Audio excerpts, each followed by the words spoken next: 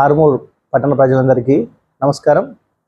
ఆర్మూర్ పట్టణ ప్రజలు ఈసారి పెద్ద సంఖ్యలో తమ ఆస్తి పన్నును ఏప్రిల్ మాసంలోనే చెల్లించడం జరిగింది. ఏప్రిల్ మాసంలో ఎర్లీ బర్డ్ స్కీమ్ కింద 5% రాయితీ ఉంటుందనే విషయం మీ అందరికీ కూడా తెలుసు. 5% రాయితీని ఉపయోగించుకొని ఈ సంవత్సరం 7,100 మంది ఏప్రిల్లోనే చెల్లించారు. మన టోటల్ అసెస్మెంట్స్ 20,300 అయితే 7,100 మంది అంటే 35% ఏప్రిల్ మాసంలోనే చెల్లించడం అనేది మొదటిసారిగా మనం చూస్తున్నాం.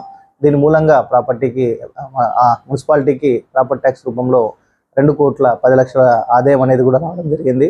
ఏప్రిల్ మాసంలోనే 2 కోట్లు రావడం అనేది ఒక మంచి వార్త పట్టణానికి, అలాగే మున్సిపాలిటీకి కూడా. అంటే వచ్చే సంవత్సరం, ఈ ఆర్థిక సంవత్సరంలో ఉద్యోగులకు జీతభత్యాలు చెల్లించే విషయంలో కూడా ఎక్కడ కూడా ఇబ్బందులు రాకుండా మేము ఆచితూచి అది ఖర్చు పెట్టడానికి కూడా మాకు ఒక అవకాశాన్ని ఇస్తుంది. అలాగే సకాలంలో జీతాలు చెల్లించడంలో కూడా ఈ ఆదాయం అనేది తోడ్పడడం జరుగుతుంది.